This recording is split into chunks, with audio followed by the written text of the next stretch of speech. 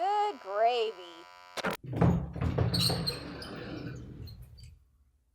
Oh, hi.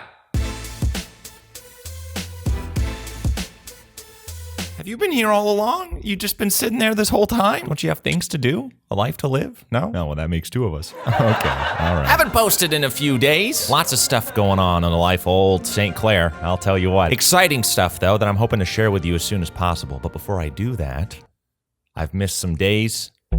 I owe you a terrible truth. I posted a community post not so long ago about what kind of terrible truth I should share with you, and pretty overwhelmingly, people wanted to see the story of my dog killing our neighbor's rabbit. You guys are freaking screwed up. So go ahead, turn on the music, let's get to it. The year is 2001. I was 5 years old, and we just recently moved into a new house in a suburb of Memphis, Tennessee. And when we moved to that new house, we'd also adopted a new dog. His name was Biscuit. He was a golden retriever. Here he is. It's cute as hell, right? As many suburban houses do, we had a big fenced-in backyard, which is where Biscuit liked to spend most of his time, and thus, where I like to spend most of my time. So day in and day out, I would go and hang out with Biscuit, and I started noticing a trend. There was a small hole in the bottom of the fence connecting our yard to our neighbor's yard, and it was our backside neighbor, so they were actually the cul-de-sac adjacent to ours. So we didn't actually know anything about these people at all, and they owned a little tiny rabbit. And the trend I was noticing when I hung out with Biscuit outside as a 5-year-old was that rabbit would come through the fence, that little hole in the fence, run Biscuit around a tree about 10 times, and then run back through the hole in the fence. It sounds like a Looney Tune. I thought the same thing. It was ridiculous that this happened, but I swear to God, every single time, it really was like the rabbit knew. It was an adrenaline junkie rabbit, is what it was. If you'd given that rabbit some meth, he would have been hooked for life. Biscuit was a tremendous dog, bless his heart, but he was not very smart. So for many days, this rabbit would come into our backyard, run him around the tree, and not really very much would come of it at all. And I, 5 years old, would watch. But there was one particular day that I went outside to spend time with Biscuit. The rabbit returns, starts running him around the tree, and something changed in my dog. It was almost as if I was seeing evolution happen right before me. Old rusty synapses in Biscuit's brain began to fire, and all of a sudden he understood. If I simply change direction, perhaps I could catch this rabbit that's harassing me. Sure enough, one day, I'm not kidding, by the way, this is actually real, and I remember every bit of it because I was so deeply traumatized by what is about to happen. One day, Biscuit just pulls a full 180 while running the rabbit around the tree, and he catches the rabbit, and he does a little shake or two. You know that thing that your dog does when they have a stuffed toy and they kind of like shake it around like, I got the stuffed toy.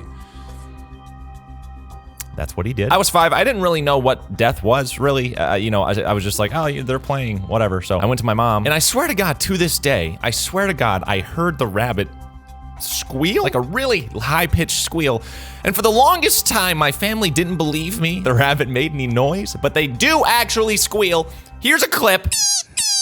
When they're in peril, they squeal. I actually heard that, and that's what I reported to my family. I turned around as Biscuit's mauling this pet rabbit. I go back inside my house. I report to my family Biscuit's gotten the rabbit. My older sister is crying. My mother is freaked out because she knows that it's our neighbor's pet. And for a minute, that was it. That was all of it. For a second, that was all of it. And then two things happened in rapid succession. There was a knock on the front door. My mom goes to answer it. At the door, a small girl and her mother. The small girl is carrying a picture of a rabbit with a phone number under it, and the small girl's mother begins to speak. She says, "Hi, we lost our rabbit a couple days ago. We're going around the neighborhood to see if anybody's seen anything. Have you seen any rabbits around?" And my poor mother said, No, I don't think I have. No rabbits here. This is a no rabbit zone. Something about us just repels rabbits. Not that they're not welcome here. They're welcome. They'd actually absolutely be welcome. It's a safe haven for rabbits, even though they don't like it. It's a safe haven they don't like.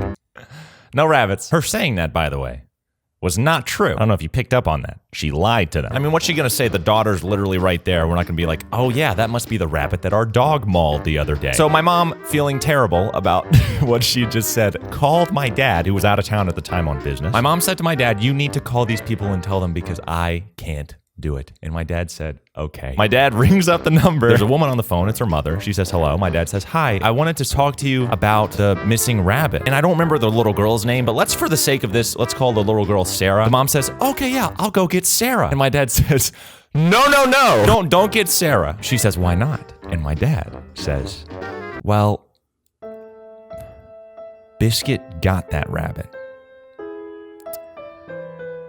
And then the mom says, oh, so like he has him? Like Biscuit has the rabbit? As if our golden retriever had taken the rabbit in to nurture and grow as its own? So then my dad had to clarify, no, the rabbit's dead. Yeah, I'm so sorry. He'd been sneaking into our yard under the fence. Our dog, I guess, finally caught him, etc., etc. They were nice about it. I mean, obviously, it was a mistake and an accident. Again, I'm 5 years old, so I'm recalling all of this through stories that my parents have told me since then, because I wasn't exactly, in tune with what was going on at the time. I just knew that Biscuit had killed the rabbit and that the rabbit screamed. And that night at dinner, I reported as much. Again, my older sister said, no, rabbits don't scream. And I said, that rabbit did. A little bit of a different terrible truth. That one's obviously been brought to light already. Wasn't a lie. We were honest eventually. Well, thanks so much for watching. I do have more videos planned for you this week. Again, a lot has happened, including I've launched a company that I don't want to share with you just yet because I'm still sort of in the fledgling stages of all the things that I want to get sorted. And it's not really a company that's like YouTube interesting. Well, it's about YouTube. It's about editing in YouTube, which is what I've been doing pretty much full time since I graduated college. But I don't know. It's nerdy business stuff, but I'm gonna share it with you once I get things going with it, which is what I'm doing primarily this week. But I've got some videos for you, including tomorrow. A certain game comes out of the sponge variety, so I'll be playing that game probably live on my channel, and then I'm thinking maybe I'll do a like a highlight reel of that live stream to make a video together. I really like live streaming; makes me miss the radio, so I'm probably gonna be doing that more often and building out a regular schedule for it. That's it. That's all I've got for you. I've been Brock St. Clair. Thanks so much for watching. If you liked the video, please do. If you really liked it, consider subscribing for more content from me. And until next time, don't forget to love your parents and love animals. Cherish nature. Have fun.